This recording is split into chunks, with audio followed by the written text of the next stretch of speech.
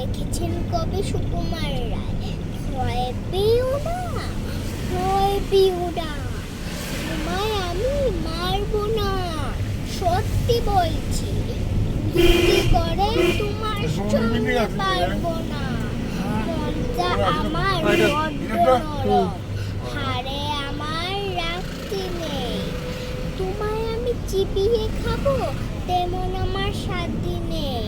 মাথায় আমার শিং দেখে ভাই ভয় পেয়েছো কতই না, জানো না মোর মাথার ভেড়া, কাউকে আমি গুতুই না।